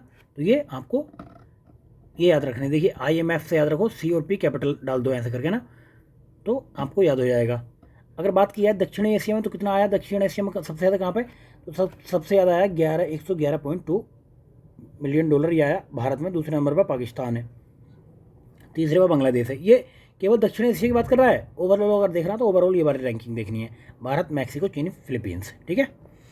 चलिए नेक्स्ट, ग्लोबल स्किल रिपोर्ट आई है 2023 की। तो ये कोर्स सारा कोई संस्थान है उसने निकाली है, 5वां संस्करण है, ये नहीं देखना। तो 100 देशों को शामिल किया गया है। तो इसमें स्विट्जरलैंड टॉप पर है, बस ये देखना आपको स्विट्जरलैंड की कौन सी स्थान है और भारत का कौन सा स्थान है। भारत का स्थान है 68 और 2022 में था, 2023 में 60 स्थान। तो 2023 का आपको पता होना चाहिए, 60वें नंबर पर भारत 2023 में। क्लियर है। अगर हम स्टेट की बात करें तो 7वें नंबर पर बिहार है, उत्तर प्रदेश का स्थान है इसमें 14वां। और स्टेट में देखें समग्र कौशल क्षमता में पश्चिम बंगाल पहले पे, चंडीगढ़ दूसरे पे। तो दो नाम ये भी याद रखने हैं आपको। चलिए नेक्स्ट है स्काई ट्रैक्स वर्ल्ड एयरपोर्ट, ये तो ये निकाला गया है। अब इसमें देखिए सिंगापुर चंगी एयरपोर्ट विश्व का सर्वश्रेष्ठ एयरपोर्ट है, सिंगापुर का चंगी एयरपोर्ट। तो आपको नाम याद होना चाहिए इसका। चलिए नेक्स्ट चलते हैं। अगर बात किया पिछले साल कौन सा था, तो पिछले साल जो आपको वो नहीं देखना, अभी का देखना है। ठीक है। तो हवाई अड्डे, जो भारत के 4 हवाई अड्डे इसमें टॉप 100 में शामिल किए गए, कौन कौन से, इंदिरा गांधी हवाई अड्डा है 36 रैंक है, हैदराबाद का हवाई अड्डा 65 रैंक है, बेंगलुरु का है और एक मुंबई का है। चलिए नेक्स्ट देखिए इंदिरा गांधी हवाई अड्डे को किस में मिला है, तो इंदिरा गांधी को क्लीनेस्ट एयरपोर्ट है। राजीव गांधी वाला क्या है, ये क्या है कि best airport staff in India. चलिए नेक्स्ट देखते हैं। वर्ल्ड इकोनॉमिक आउटलुक कौन निकालता है, तो IMF निकालता है। वर्ल्ड इकोनॉमिक आउटलुक IMF निकालता है। शीर्षक क्या था, नियर टर्म रेजिलेंस, ये परसिस्टेंट और चैलेंजेस। क्लियर है। अब देखिए इसने क्या कहा था कि इसने भारत की जो वृद्धि दर है 2022 में तो 7.2 रही, ये कह रहा है कि 2023 में 24 में वृद्धि दर कितनी रह सकती है भारत की, तो 6.1, और ये 24 में रह सकती है 6.3। क्लियर है। चलिए नेक्स्ट चलते हैं। एशियन डेवलपमेंट आउटलुक कौन निकालता, तो ADB निकालता है। आपको पता है कि मनीला में हेड ऑफिस है इसका। तो इसने क्या कहा है कि भारत में जो वृद्धि दर रह सकती है वो 23 में वृद्धि दर रह सकती है 6.4 और 24 में रह सकती है 6.7। तो आपसे किसी भी ये संगठन का पूछ सकता है कि इस वाला संगठन ने कितनी वृद्धि दर भारत की आंकी है। क्लियर है। चलिए नेक्स्ट देखते हैं। देखिए नेक्स्ट है OECD आर्थिक परिदृश्य, तो इसको कहते हैं इकोनॉमिक आउटलुक। कौन निकालता है, OECD निकालता है। तो इसने क्या बोला, विश्व की जो वृद्धि दर रह सकती है 2023 में 2.7 और 2024 में रह सकती है 2.9। अब इसमें हमें देखना अपने से मतलब अपने देश से, इसने बोला कि हमारी रह सकती है 23 में 6.0 और 24 में रह सकती है 7.0। वहीं बात करें वैश्विक आर्थिक संभावना रिपोर्ट, ये कौन निकलता है, ग्लोबल इकोनॉमिक प्रोस्पेक्टस, तो ये निकलता है वर्ल्ड बैंक। इसने कितनी बोली है, इसने बोली है विश्व की जो बोली है आपको इंडिया की देखनी है। विश्व की बोली 23 में 2.1 और 24 में 2.4। हमें इससे मतलब है भारत से। ठीक है। भारत की कितनी बोली इसने, 6.4 और 6.5। चलिए नेक्स्ट है विश्व आर्थिक स्थिति एवं संभावना रिपोर्ट, इसको क्या कहते हैं, ये कहते हैं world economic situation and prospectus. तो ये निकलता है संयुक्त राष्ट्र। ठीक है। तो इसने वर्ल्ड की तो इतनी है कम बताई है, और जबकि भारत की कितनी बताई, 5.8, 6.7। चलिए अब कुछ बेसिक सूचकांक देख लेते हैं। उसमें देखिए पहला है फॉर्च्यून ग्लोबल 500 सूची। तो इसमें 500 ये सूची कंपनी की सूची जारी की है। तो इसमें देखिए पहले नंबर पर अमेरिकी रिटेल वॉलमार्ट कंपनी ने लगातार 10 वर्ष पर शीर्ष स्थान हासिल किया है। कौन सी कंपनी है, ग्लोबल देखिए ये फॉर्चून ग्लोबल ने सूची निकाली है 500 कंपनियों की। तो पहले नंबर पर इसमें वॉलमार्ट, जो लगातार 10 साल से पहले स्थान पर है। वहीं बात की जाए 500 में भारत की कितनी कंपनियां, 8 कंपनियां हैं। कौन कौन सी हैं? पहले नंबर पर रिलायंस है, 88 स्थान है। इंडिया ऑयल है 94, भारतीय जीवन बीमा निगम हो गया, और ये 58, भारत पेट्रोलियम, और state bank of India, Tata Motors और राजेश एक्सपोर्ट्स। चलिए नेक्स्ट चलते हैं। देखिए अब ये बहुत इंपॉर्टेंट है, वैश्विक बहुआयामी गरीबी सूचकांक। तो ये कौन निकालता है? ये यूएनडीपी निकालता है, ठीक है ना। तो किसकी मदद से? ऑक्सफोर्ड गरीबी एवं मानव विकास पहल की इसकी मदद से। तो 2023 का इसकी देखिए थीम देख लेते हैं पहले। ये है अनस्टेकिंग ग्लोबल ये poverty data for high impact action. तो ये इसकी थीम थी। अब देखिए 2023 के तहत विश्व के 110 विकासशील देशों में 6.1 मिलियन लोगों से संबंधित आंकड़ों को इसमें शामिल किया गया है। क्लियर है? चलिए नेक्स्ट देखते हैं इसमें कुछ। देखिए इसमें हुआ क्या कि 1.1 मिलियन लोग यानी कि 18% से अधिक लोग जो है अभी भी गरीबी रेखा से नीचे निवास कर रहे हैं। कितने? 1.1 मिलियन। चलिए नेक्स्ट है। इसमें देखिए इसमें कौन कौन से संकेतक शामिल होते हैं। तो 10 संकेतक होते हैं, आपको इनका याद रखना है। तो 10 संकेतक में देखिए क्या क्या होता है। तो पहला देखिए 1/3 भारांश होता है स्वास्थ्य भारांश, 1/3 होता है शिक्षा भारांश, और उसके बाद में जीवन स्तर भारांश होता है 1.3। अब देखते हैं स्वास्थ्य में कौन कौन सा होता है। स्वास्थ्य में पोषण का है, बाल मृत्यु दर का है, और स्कूल शिक्षा के वर्ष हैं, और स्कूल में उपस्थिति है। 4 ये हो गए इसके। अब देखिए 2 स्वास्थ्य के हो गए, 2 शिक्षा के हो गए। अब बाकी जो बचे ईंधन हो गया, स्वच्छता, शुद्ध पेयजल, विद्युत, ये घर हो गया, और संपत्ति। बाकी ये हो गए शुद्ध जीवन स्तर के। तो आपसे हो सकता है 10 ना पूछे, बट ये 3 तो पूछे जा सकते हैं कि इनमें से कौन सा गरीबी के 3 आयाम तथा उनके संकेतक हैं। क्लियर है? चलिए नेक्स्ट देखते हैं। अब देखिए पिछले 15 वर्षों में भारत में 415 मिलियन लोगों को बहुआयामी गरीबी से बाहर निकलने में सफलता मिली है। कितने? 415 मिलियन लोगों को, या फिर कहेंगे 41.5 करोड़ लोगों को। क्लियर है? अब इसका मान कितना हो गया? एमपीआई मान कितना हो गया भारत का? 0.069। चलिए नेक्स्ट देखते हैं। नेक्स्ट है इसमें अभी भारत में कितने गरीब रह गए? तो 230 पॉइंट इतने मिलियन लोग रह गए हैं अभी। नेक्स्ट है द ग्लोबल 2000 सूची में ये किसने निकाली? द ग्लोबल 2000 की सूची किसने निकाली है? फोर्ब्स द्वारा निकाली गई है। किसके द्वारा? फोर्ब्स द्वारा। तो इसमें यूएसए का जेपी मॉर्गन चेस बैंक शीर्ष पर है। तो द ग्लोबल अगर 2000 पूछे तो ये है मॉर्गन चेस। अगर बात करें इसकी ये आपका फॉर्चून, तो इसमें वॉलमार्ट पहले नंबर पे। चलिए नेक्स्ट है। तो इसमें देखिए मुकेश अंबानी को इसमें रिलायंस इंडस्ट्री के 8वें पायदान पर यानी कि वैश्विक स्तर पर 45वें पायदान पर जगह मिली है। अगर बात की जाए लॉजिस्टिक परफॉर्मेंस इंडेक्स 2023, तो ये किसने निकाला? ये निकाला वर्ल्ड बैंक ने। क्लियर है ना? वर्ल्ड बैंक ने निकाला ये। अब इसके देखिए शीर्षक क्या था? Connecting to compete. तो कुल 139 देशों को इसमें शामिल किया गया था। चलिए नेक्स्ट इसमें देखिए 4.1 स्कोर के साथ डेनमार्क पहले पे, जर्मनी दूसरे पे, नीदरलैंड तीसरे पे। इसमें वहीं पे बात किया सबसे नीचे स्थान पर लीबिया और अफगानिस्तान है। ये दोनों संयुक्त रूप से 138वें स्थान पर हैं। क्लियर है? वहीं पे बात किया भारत की, तो भारत की रैंक कितनी इसमें? 38 है। भारत की रैंक जो लॉजिस्टिक परफॉर्मेंस इंडेक्स में 38 है। क्लियर है? चलिए नेक्स्ट 2018 में कितनी थी? 44 थी। अभी सुधार हुआ है थोड़ा सा। नेक्स्ट है वैश्विक यूनिकॉर्न सूचकांक 2023 जारी किया गया है। किसके द्वारा? ये हुरून अनुसंधान संस्थान द्वारा जारी किया गया है। तो इसमें सबसे ज़्यादा यूनिकॉर्न कहाँ गए? सबसे ज़्यादा यूनिकॉर्न आपके अमेरिका के। तो अमेरिका पहले नंबर पर है, इसमें 666 यूनिकॉर्न है। चाइना दूसरे पे है। हमें भारत की रैंक और यूनिकॉर्न याद रखने हैं। भारत की रैंक तीसरी है, यूनिकॉर्न 68 है। वहीं पर चौथे नंबर पर यूके है, यूनिकॉर्न है 49। चलिए नेक्स्ट है। अगर शहरों की दृष्टि में देखा जाए तो सबसे ज़्यादा यूनिकॉर्न कौन से शहर में है? तो सैन फ्रांसिस्को में है। अगर देखा जाए दूसरे नंबर पर तो न्यूयॉर्क, तीसरे पे बीजिंग। लेकिन अगर भारत में बात की जाए तो भारत में तीसरे नंबर पर है यूनिकॉर्न सबसे ज़्यादा, और शहर में बात की जाए तो ये बेंगलुरु है। क्लियर है? चलिए नेक्स्ट। विश्व के अगर अरबपतियों की सूची देखी जाए, अरबपति कितने हैं विश्व में? तो इस बार अरबपति हैं 2640 अरबपति हैं। तो इसमें हमें देखने हैं इंडिया के। तो यहाँ पे इंडिया में अरबपति कितने हैं? तो 3 भारतीय अरबपति हैं इसमें। मुकेश अंबानी 9 रैंक है, गौतम अडानी 24 रैंक है, और ये शिव नडार 55वें रैंक है। चलिए नेक्स्ट है। अब भारतीय अरबपतियों में 6वें स्थान पर समग्र रैंकिंग 94 है इसकी। देखिए ह्यूरन रिच लिस्ट 2023 को निकलता है, ये ह्यूरन ये रिच लिस्ट निकल की है। इसमें मुकेश अंबानी को 10वां स्थान मिला है, सिर्फ 10वें यानी कि 9वां स्थान मिला है, टॉप 10 में है ये। पहले नंबर पर कौन है? वन्नाडे ऑन लॉल्ड और नॉल्ट। चलिए नेक्स्ट है तो ह्यूरन ग्लोबल 500 सूची, तो ये तो फिर ज़्यादा पुराना हो जाएगा, तो इसको ना देखो तो कोई मसला नहीं है। एप्पल पहले नंबर पर है इसमें। चलिए नेक्स्ट है बेसिक पेंशन सूचकांक 2022, तो किसने निकाला है? मर्सर CFA इंस्टीट्यूट पेंशन सूचकांक निकाला गया है ये। तो अब इसमें देखना क्या है कि इसमें देखना है कि भारत की रैंक कितनी है। तो भारत की रैंक इसमें पेंशन वाले में 40 है। चलिए मोस्ट इंपॉर्टेंट रैंक है मानव विकास रिपोर्ट, तो ये निकालता कौन है? UNDP निकालता है। तो 21 में नहीं निकली, 22 में ये एक साथ आई है, 22 की 23 की एक साथ ही आई है ना, 21-22 की। तो इसको नाम क्या दिया गया? Uncertain times unsettle types shaping our future in transform world. ठीक है, तो 191 देशों को शामिल किया गया है इसमें। संयुक्त रूप से स्कोर जो कितना है? तो 0.732 स्कोर है, जो कमी हुआ है पिछलों के मुकाबले। तो लास्ट में इसमें 4 लास्ट कंट्रीज़ है। नाइजर 189 में स्थान पर है। क्लियर है। वहीं पर अगर बात की जाए सीड्स में, चलिए इधर देखते हैं। अगर बात की जाए भारत की, तो भारत मध्यम मानव विकास वाले देशों में है।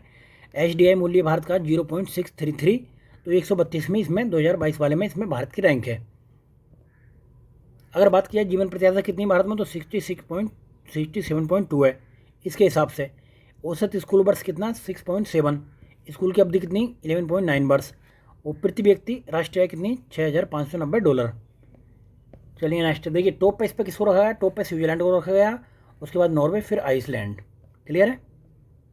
चलिए ये फ्रेंड्स, ये हमारा इकोनॉमिकल ये एक सेक्शन कंप्लीट हुआ है। तो उसके बाद में हम कौन सा सेक्शन लेकर आएंगे? इसके बाद में देखिए तीन सेक्शन और रह गए हैं जो हम लेकर आएंगे। तो इसके बाद में आपका बचेगा वैज्ञानिक परिदृश्य, उसके बाद में फिर संक्षिप्त बचेगा, और तीसरा रहेगा खेल परिदृश्य। तो देखिए वैज्ञानिक परिदृश्य में क्या डिस्कस करेंगे हम, तो जितना भी अभी तक आप ये विकास हुआ है अंतरिक्ष के क्षेत्र में, उपग्रह वगैरह जो भी लॉन्च किए गए हैं सूचना प्रौद्योगिकी में, या फिर कहें कि पर्यावरण विज्ञान से रिलेटेड जो भी क्वेश्चन करंट में रहे हैं वो सारे क्वेश्चन डिस्कस करेंगे। दूसरे में हम क्या करेंगे, तो जो भी चर्चित व्यक्ति रहे हैं, स्थल रहे हैं, पुरस्कार वगैरह, ऑपरेशन, जितने भी अभियान, चर्चित पुस्तकें, जो भी पुस्तकें किसने लिखी हैं, कौन आयोग कहाँ से बना है, किससे संबंधित है, वो सारी चीज़ें डिस्कस करेंगे।